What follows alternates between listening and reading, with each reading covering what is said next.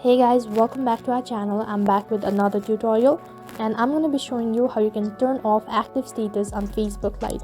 So I'll be guiding you throughout this video. Make sure to watch this video till the end and follow the instruction as guided. So then let us get started.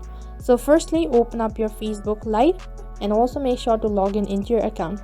In order to hide the green dot icon or in order to turn off active status on Facebook Lite, what you have to do is you'll have to tap on the three lines icon in the top right corner of your screen. After you tap on it, next page you'll be directed to the menu.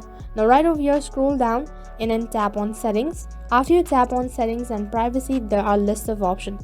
And on the audience and visibility right at the bottom, you can see active status. Just simply tap on it. Now after you tap on it, next page will be directed to this kind of interface. You can see there is a statement as well. Now in order to turn off active status or in order to hide the green dot, all you have to do is you'll have to tap on the switch which is in the top right corner. You can see as soon as I tap on it, right in center there is a confirmation. In case you're sure about it, tap on turn off.